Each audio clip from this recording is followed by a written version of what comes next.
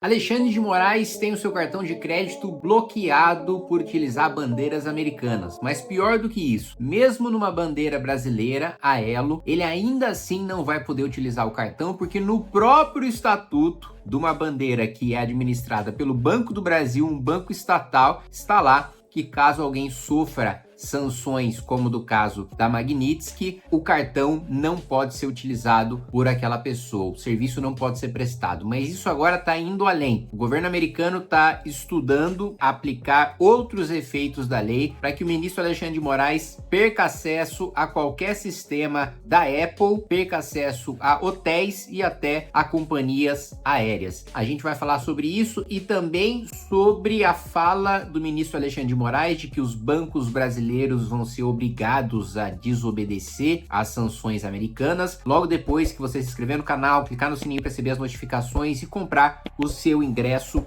para o primeiro festival do Movimento Brasil Livre. Eu quero falar uma coisa antes disso. Eu acabei de ler o livro Como Ser um Conservador, do Roger Scruton. Livro muito bom, mudou a minha visão sobre alguns assuntos e eu tô pensando seriamente em fazer um curso ou um diálogo sobre esse livro no Valete Plus. Então, se você se interessar por isso, só vou fazer, claro, se vocês tiverem interesse, comenta aí no vídeo. Bom, vamos lá.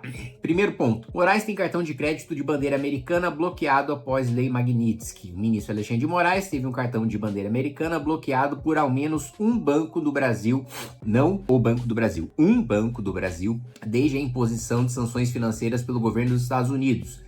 Em troca, a instituição ofereceu a Moraes um cartão de bandeira brasileira Elo, para ele fazer pagamentos no país sem restrições impostas pela gestão Donald Trump. Só que aí, no próprio estatuto da Elo, você tem que sanções americanas devem ser cumpridas pela bandeira. Outro ponto. Estados Unidos estuda tirar de Moraes acesso a companhias aéreas, hotéis e Apple. Eu tô falando meio esquisito, assim, com dificuldade, porque eu tô doente, né? Então tô com o nariz entupido, tô com dor de garganta, mas vamos que vamos. Não vou meter o famoso atestado, vamos trabalhar. Donald Trump estuda restringir o acesso do ministro Alexandre de Moraes a serviços de empresas aéreas e hotéis que atuem nos Estados Unidos, bem como bloquear as contas do magistrado na Apple e no Google, Big Techs sediadas em solo norte-americano. Gente, vamos lá. Praticamente todo mundo de classe média alta, os ricos no Brasil, usam iPhone. Imagina o sujeito fica proibido de usar o iPhone e todos os sistemas, né, ligados à Apple, iCloud, por exemplo. Além disso, ele perder acesso ao Google e todo o universo do Google. A controladora, né, do Google, acho que é Alphabet, né? Cara, a gente tá falando basicamente de YouTube, a gente tá falando do Android, a gente tá falando do próprio indexador, né, do sistema de buscas do Google, a gente tá falando do Drive, a gente tá falando de muita coisa. E além disso, ele tá estudando serviços de empresas aéreas e hotéis que atuem nos Estados Unidos. A gente não tá falando de empresas americanas, a gente tá falando de empresas que atuem nos Estados Unidos. Você tem empresas aéreas brasileiras, eu acho que praticamente todas que têm atuação nos Estados Unidos, que tem voo para os Estados Unidos, sem falar que são filiadas. Mesmo empresas aéreas brasileiras que eventualmente não funcionem nos Estados Unidos, elas estão filiadas a outras ali, a KLM, a Air France, né, que atuam nos Estados Unidos. Então, assim, basicamente, o Alexandre de Moraes vai ter que andar de jatinho. Não que ele já não ande, né, ele só já anda de jatinho, mas vai ficar com mais dificuldade para voos para Europa ou voos para os Estados Unidos, né, que como jatinhos costumam ter menos autonomia para fazer viagens mais longas, imagino que aí sim seja um empecilho, porque já de voo comercial ele já não anda dentro do Brasil, que ele não consegue mais andar na rua, né? Aliás, eu fico pensando sobre duas hipóteses, né? Você se coloca no lugar do Alexandre de Moraes. Para mim, as duas hipóteses são as seguintes: ou a sua vida é um inferno, ou você considera que é praticamente insuportável, ou se não insuportável, né? Um martírio, um sofrimento muito grande. Você não poder andar na rua, você não poder ir para uma padaria, você não poder ir para um restaurante, né? Ou você considera, né, que é um puta de um fardo, né, você ter essa péssima imagem que o Alexandre de Moraes tem e faz por merecer, ou então ele deve viver numa bolha tão isolada, em lugares tão restritos, muito elitistas e em que ele é celebrado, né, os lugares mais frequentados pela esquerda, e ele nem sente a pressão de fora, que ele nem sente a rejeição da maior parte da população brasileira, eu incluso, que considera que ele é um sujeito autoritário. Das duas, uma. O que vocês acham, hein? Será que ele acha,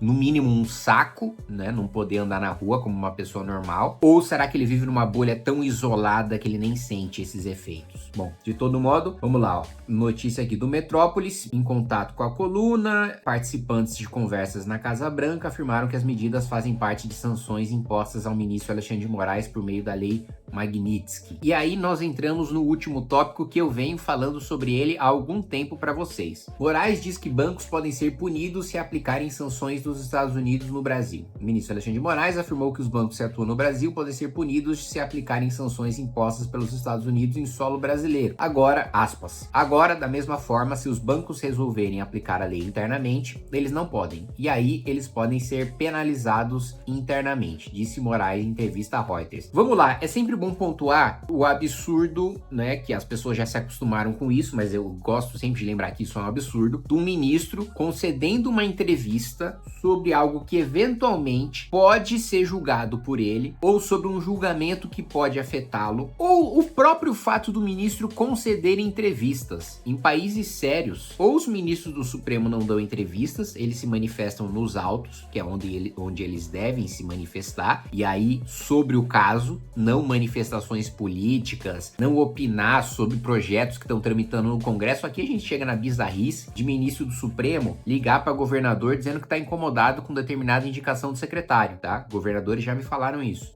A gente chega no absurdo de ministro do Supremo ligarem durante votações do plenário da Câmara dos Deputados para pedir para deputado votar A ou votar B, né? Eu já vi isso, já presenciei isso. País desenvolvido, ou o ministro ele não concede entrevista, ou concede entrevistas de uma maneira muito restrita, né? Ou sobre casos que já foram julgados, e aí ele comenta sobre uma coisa que já não tem como mudar, ou sobre questões acadêmicas, né? Que o ministro, né, acho que na maior parte dos países, além de ser ministro, ele pode ser professor também, ele pode dar aula, como qualquer outro magistrado, né? Acho que a única atividade que o magistrado pode ter, além de ser juiz, é você dar aulas. Mas voltando para essa questão da sanção, né? Então ele dá uma entrevista falando que os bancos vão ser punidos se eles aplicarem a lei aqui. Primeiro ponto, um banco, né, que não foi noticiado qual, mas um banco já disse que o Alexandre de Moraes não pode ter cartão nesse banco por causa da sanção americana. É uma bandeira americana, ele não pode ter acesso àquele cartão. Até agora não aconteceu nada com esse banco. Outro ponto, qualquer grande banco que sofrer sanções dos Estados Unidos, que perder acesso ao sistema SWIFT e perder acesso às empresas americanas,